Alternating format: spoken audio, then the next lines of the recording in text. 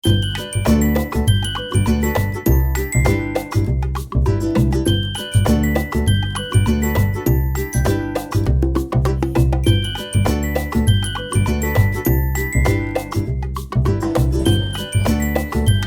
assalamualaikum Bu Is. Waalaikumsalam. Bagaimana kabarnya? Alhamdulillah baik. Gimana kabar ini? Alhamdulillah baik banget Bu. Oh iya Bu, saya kemari akan mewawancari Ibu.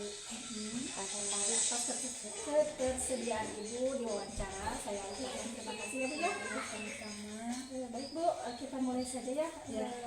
Wawancaranya ini Bu terkait di sekolah. Yang pertama Bu, bagaimana Anda dapat mengidentifikasi kasus-kasus yang merupakan dilema etika atau rujukan moral yang ada di sekolah ini? Ya, sepertinya gini ya Bu ya. Permasalahan di sekolah ada beberapa. Mungkin kalau dikatakan banyak tidak, tapi ada beberapa. Tapi yang menurut saya paling sekarang dijadikan permasalahan itu, kebetulan kan sekarang itu kemarin penerimaan siswa baru. Nah, alhamdulillah siswa baru di TKP Heruwati sampai 37 anak. Alhamdulillah, karena antusias masyarakat mungkin ya Bu ya. Jadi saya dibagi dua kelas, dua lomba. Kebetulan saya mempunyai dua guru. Nah, tapi yang menjadi permasalahannya itu kekurangan tenaga pendidiknya gitu.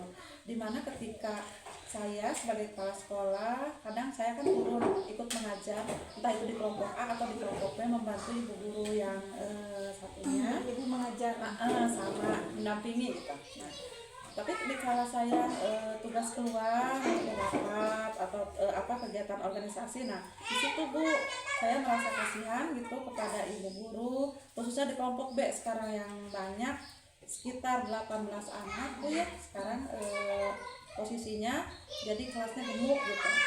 Kalau tidak sama guru pendamping itu akan kewalahan gitu. Jadi saya membutuhkan seorang guru baru seperti itu Bu. Benar sekali ya Bu ya. Ya, Kita itu harus ada guru tambahan kalau muridnya banyak ya, betul. Yang kedua nih Bu ya, selama ini bagaimana Ibu menjalankan pengambilan keputusan di sekolah tersebut, terutama untuk kasus-kasus di mana ada dua kepentingan yang ya sama-sama gitu, yang sama-sama benar atau sama-sama mengandung nilai kebajikannya. Ya, nah kalau untuk permasalahan tersebut kan menjadi tanggung jawab bersama ya, khususnya tadi saya sebagai kepala sekolah, kemudian bagi stakeholder yang ada di sekolah beserta keluarga sekolah. Jadi saya untuk mengambil keputusannya kalau berikutnya, saya membicarakan dengan yang ada di lingkungan sekolah, terutama komite sekolah, warga sekolah yang ada di sini, untuk membicarakan permasalahan ini terjadinya kekurangan tenaga pendidik. Ya, seperti itu. Ya, baik Bu. Berarti Ibu solusinya sudah bagus ya Bu, ada kolaborasi dan komunikasi dengan guru ya Bu ya, dengan komite ya Bu. Ya, betul. Nah, langkah-langkah atau prosedur seperti apa sih yang biasa Ibu lakukan selama ini? Ya, pertama-tama saya melakukan tadi ya Bu, sudah diberitahukan, kemudian kita mengadakan musyawarah bersama antar guru, komite, dan kemudian ada yang ada di sekolah ini. Kemudian yang kedua langkahnya menanyakan dulu kepada warga sekolah di sini, khususnya kepada guru atau komite, orang tua. Nah, apabila mempunyai teman atau saudara misalkan yang mau ikut andil berkecimpung di dunia pendidikan, misalkan silahkan bisa dihubungi gitu ke sekolah atau enggak. Saya kan bisa juga merekrut dari lulusan-lulusan, misalkan ada yang dari PG PAUD, misalkan ada yang mau melamar, silahkan. Jadi mempromosikannya melalui orang tua juga. Jadi sampai sekarang belum ada itu? Belum ada guru tambahan seperti itu. Nah Bu, tadi kan sudah sebutkan ya Ibu penambahan guru, terus langkah-langkahnya. Sekarang kira-kira hal-hal apa saja yang selama ini gitu Ibu anggap efektif dalam pengambilan keputusan dalam kasus-kasus di mana yang dimulai sekarang? Alternatifnya ya Bu ya, alternatifnya ketika pada saat ini sampai saat ini bahkan belum ada guru tambahan, belum mendapatkan itu, kami membuka 2 rombel tapi dengan sistemnya di shift gitu Bu, khususnya untuk kelompok B gitu. Kalau A kan hanya 13 orang lah yang aktif gitu, kalau di B itu kelas gemuk hampir 20 orang, jadi ada yang kelas pagi, ada yang setelah istirahat diganti yang pada shift yang kedua gitu. Nah Bu, istilahnya hal-hal apa saja yang selama ini yang menjadi tantangan dalam pengambilan keputusan pada kasus-kasus di lima etika ini Bu? Nah kalau yang menjadi tantangan itu Bu, seperti itu tadi kan susah ya Bu ya untuk mencari guru baru gitu, karena kan yang S1 apalagi yang S1 karena terbentur dengan nanti kita pihak sekolah akan mengeluarkan pembiayaan gitu untuk memberi kesejahteraannya seperti itu ya memang itu ya di daerah kita itu sangat sulit ya yang susah, Bu, sarjana lulusan apalagi S1. Nah Pak Udan ya sekarang sudah sangat jarang gitu ya, betul. Nah apakah Ibu memiliki sebuah tata cara atau jadwal tertentu dalam sebuah penyelesaian kasus dilema etika ini? Apakah Ibu langsung menyelesaikan di tempat atau memiliki sebuah jadwal yang nantinya Ibu akan selesaikan? Bagaimana bentuk dan prosedur seperti apa yang akan Ibu jalankan nanti? Di jadwal ya Bu, ada kejadwalan ya seperti itu, karena kan kalau langsung stuck di situ, diselesaikan di situ mungkin tidak akan bisa gitu ya, karena kita kan harus ada komunikasi dulu dengan pihak-pihak yang keterkaitan seperti itu.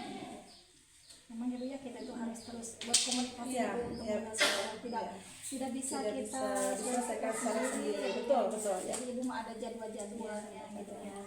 Kira-kira berapa hari atau berapa minggu penjadwalannya? Ya, 1 minggu sekali bisa, dan kejadian 1 minggu saya sudah dikomunikasikan, kemudian 1 minggu ya itu untuk penjadwalannya. Baik Bu. Nah, adakah seseorang nih atau faktor-faktor apa saja yang selama ini mempermudah atau membantu Ibu dalam pengambilan keputusan kasus-kasus yang dihadapi? Ya, kalau untuk yang mempermudah, alhamdulillah ya didukung oleh para guru yang sudah ada di sini, kemudian dari tadi pihak-pihak yang terkait yang ada di sekolah, namun ada juga pihak orang tua yang kurang setuju seperti itu. Misalkan Bu, kalau saya kan tidak mau misalkan tadi ada penjadwalan di shift itu seperti itu, pengennya sama-sama belajarnya di pagi hari, tapi karena kita keterbatasan seorang pendamping guru, nah di situ yang menjadi menjadi tantangan bagi kami. Itu di shiftnya bagaimana Bu anak? Iya, misalkan 10 orang di pagi sampai jam 9, misalkan tadi jam 9 sudah keluar. Nah, kemudian yang shift keduanya jam 9 sampai jam setengah 11 sampai jam setengah 11. Jadi Ibu pulang itu ya perkiraan setelah duhur ya Bu? Ya, kalau saya ya setelah duhur ibu gurunya gitu. Betul Bu. Ya, bisa ya efektif ya itu ya. Nah, sekarang Ibu yang terakhir ya, dari semua yang hal Ibu sampaikan tadi, pembelajaran apa yang dapat Ibu petik dari pengalaman tentang pengambilan keputusan yang begitu ada dilema etikanya gitu? Alhamdulillah ya Bu ya, untuk saya bisa diambil mencari solusi gitu. Solusinya tadi ketika kita membutuhkan seorang guru untuk mendampingi, terus didukung, ada dukungan dari warga sekolah, ada dukungan dari pihak-pihak yang terkait untuk membuat kenyamanan untuk belajar juga gitu. Ya di situ ada dukungan, dari semua warga yang ada di sekolah, yang keterkaitan dalam pembelajaran seperti itu. Ibu, baiklah Bu, sudah selesai ya Bu ya. Terima kasih, semoga Ibu segera mendapatkan guru baru dan bisa menyelesaikan masalah Ibu di sekolah. Amin. Saya ucapkan terima kasih banyak sudah menerima saya di sini di sekolah ini untuk mewawancara. Terima kasih Bu. Sama-sama Bu.